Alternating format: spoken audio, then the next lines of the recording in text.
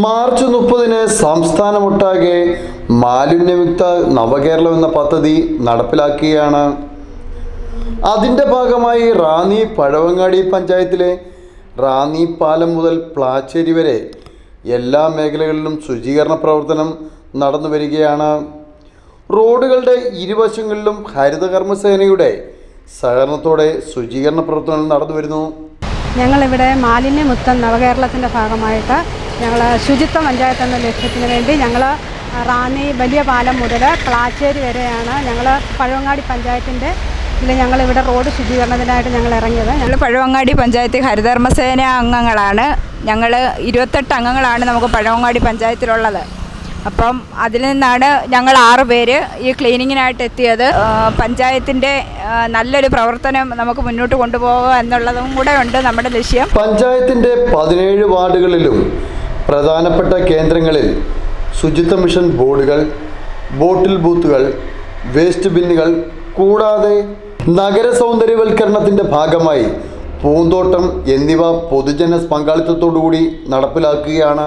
March 2025 March 30 ലക്ഷ്യം കൈവരിക്കേണ്ട തീയതിയായി നിശ്ചയിച്ചിട്ടുള്ളത്. അവിടെ നോക്കുമ്പോൾ ഒരു ബോർഡ് വെച്ചിട്ടുണ്ട്. ഇവിടെ മാലിന്യങ്ങൾ നിക്ഷേപിക്കുന്നത് ശിക്ഷാർഹമാണ്. അവിടെയാണെങ്കിലും ഒരു കുപ്പത്തൊട്ടിയാണ്. ആ ബോർഡ് വെച്ചിടത്ത് അതിന്റെ താഴെയും പരിസരത്തും മുഴുവൻ ചപ്പു ചവറുകൾ, മാലിന്യം നിറച്ചു കൊണ്ടുവന്ന കവറുകൾ ചിതറിക്കിടക്കുന്ന അറപ്പുളവാക്കുന്ന കാഴ്ച. ഇത് ഒരു ജനകീയ മോണിറ്ററിങ്ങിനുള്ളതാണ്. ജനങ്ങളാകെ മാലിന്യമുക്ത നവകേരളം യാഥാർത്ഥ്യമാക്കാൻ രംഗത്തിറങ്ങുന്നതിന്റെ ഭാഗമാണ്. ഇത് മാത്രം പോരാ, ബാക്കി കാര്യങ്ങളുണ്ട്. മാലിന്യമുക്ത നവകേരളവുമായി സംബന്ധിച്ച് നമ്മൾ പ്ലാച്ചേരി മുതൽ അക്കരെ പാലത്തിൻ്റെ സൈഡ് വരെ ഹരിതകർമ്മസേനക്കാരെ വിളിച്ച് ക്ലീൻ ചെയ്യിക്കുന്ന ഇന്നലെ തുടങ്ങി.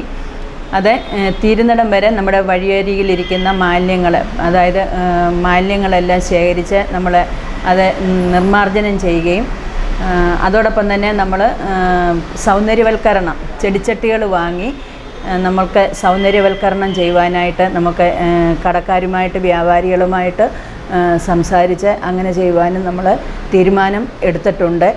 ഇട്ടിപ്പാറ ബസ് സ്റ്റാൻഡ് ധാരാളം ആളുകൾ കൂടുന്ന സ്ഥലമാണെങ്കിലും അവിടെ ഒരു മാലിന്യരഹിത ഇടമായി മാറാൻ വലിയ ആഗ്രഹമുണ്ട്. അതിൻ്റെ ശ്രമമാണ്. അതിനോട് ചേർന്ന് സ്ഥിതി ചെയ്യുന്ന MCF ഇപ്പോൾ ചുറ്റുമതിലൊക്കെ നിർമ്മിക്കുന്ന ശ്രമത്തിലാണ്. അത് പൂർണ്ണതോതിലായി കഴിയുമ്പോൾ ബെയിലിംഗ് മിഷൻ, അത് നമുക്ക് പ്ലാസ്റ്റിക് അട്ടിയാക്കി മാറ്റാൻ ബെയിലിംഗ് മിഷൻ ഇംപ്ലിമെൻറ്റ് ചെയ്തിട്ടുണ്ട്. അതും തുടങ്ങിക്കഴിഞ്ഞാൽ നമുക്ക് 2 ബയോഗ്യാസ് പ്ലാന്റുകളുണ്ട്. ഏകദേശം 500 കിലോ വെച്ചുള്ള വേസ്റ്റിനെ കൺവേർട്ട് ചെയ്ത് ഗ്യാസായിട്ടോ അല്ലെങ്കിൽ ഇലക്ട്രിസിറ്റി ആയിട്ടോ കൺവേർട്ട് ചെയ്യാനുള്ള സംവിധാനമുണ്ട്. അതിൻ്റെ ശ്രമം കൂടി നമ്മൾ നടത്തിക്കൊണ്ടിരിക്കുകയാണ്. പിന്നെ പരമ്പരാഗതമായി വലിയ കേൾവിയുള്ള ഒരു മാർക്കറ്റാണ് ഇട്ടിപ്പാറ മാർക്കറ്റ്. അത് നിന്നുപോയതിൽ ഞങ്ങൾക്ക് പ്രയാസമുണ്ട്. അത് ഇപ്പോൾ സാമൂഹ്യ വിരുദ്ധരുടെ ഒരു ഇടമായി മാറിയിട്ടുണ്ട്.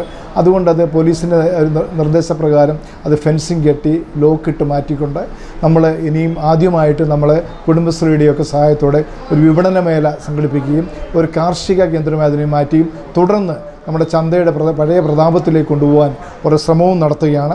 അതോടൊപ്പം തന്നെ ബോട്ടിൽ ബൂത്ത്, ബിന്ന്, ഇതൊക്കെ 1-2 ദിവസങ്ങളും ഇട്ടിപ്പാറയിലും സമീപ പ്രദേശങ്ങളിലും പ്രധാന സ്ഥലങ്ങളിലെല്ലാം നമ്മൾ ചെയ്യുന്നതാണ്. മാർച്ച് 30-ന് കേരളത്തിലെ എല്ലാ പഞ്ചായത്ത് തദ്ദേശ സ്വയംഭരണ സ്ഥാപനങ്ങളിലും മാലിന്യമുക്ത കേരളം പ്രഖ്യാപനം സർക്കാർ നടത്തുകയാണ്. അതിൻ്റെ ഭാഗമായി റാന്നി പഴവങ്ങാടി ഗ്രാമപഞ്ചായത്തിലെ എല്ലാ മേഖലകളിലും ശുചീകരണ പ്രവർത്തനങ്ങൾ നടത്തുകയാണ്.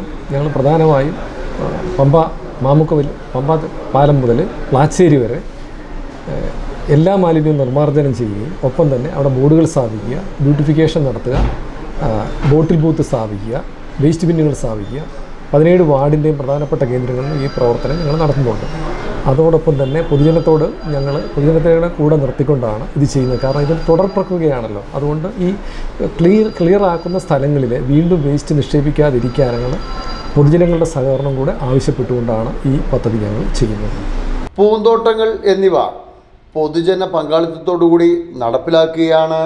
പരമ്പരാഗതമായ റാന്നി മാർക്കറ്റ് കുടുംബശ്രീയുടെ സഹകരണത്തോടുകൂടി വീണ്ടും വിപുലമായ രീതിയിൽ പുനഃസ്ഥാപിക്കാൻ വേണ്ട പണികൾ പുരോഗമിക്കുന്നു. ഇതുമൂലം വഴിയോര കച്ചവടക്കാർക്ക് സൗജന്യമായി സ്ഥലം അനുവദിച്ചുകൊണ്ട് അവരുടെ ഉൽപ്പന്നങ്ങൾ വിൽക്കുവാനുള്ള ഇടം പഞ്ചായത്ത് നൽകും. വാഹനങ്ങൾ പാർക്ക് ചെയ്യാനുള്ള ഇടവും സൗജന്യമായി തന്നെ പഞ്ചായത്ത് നൽകും. അന്യസംസ്ഥാന തൊഴിലാളികളെ അവരുടെ താമസ സ്ഥലങ്ങൾ നിരീക്ഷിച്ച് അവർക്കുള്ള ഹെൽത്ത് കാർഡിൽ ഉറപ്പാക്കുവാനും പഞ്ചായത്ത് പ്രവർത്തനം തുടങ്ങിയിട്ടുണ്ട്. ഞാനിവിടെ INTC ലോഡിങ് ചെയ്യാനാണ്. എൻ്റെ പേര് ബിജു ഫിലിപ്പെന്നാണ്. ഒരു വഴിയുണ്ട്, അത് വെട്ടിപ്പിടിച്ച് കളഞ്ഞു. ഒന്നാമത് വണ്ടി വരുന്ന സാധനം മേടിക്കാനുള്ള പാർക്കിംഗ് സൗകര്യം ഒന്നുമില്ല. പഞ്ചായത്തിൽ ചുമ്മാ ഉണ്ടാക്കുന്നത് മാർക്കറ്റ് വരുന്ന ചുമ്മാ ഉണ്ടാക്കുന്നേ ഉള്ളൂ. ഞങ്ങൾ 5 കുടുംബക്കാരാണ് ഇപ്പോൾ പണിയില്ലാതെ നടക്കുന്നത്.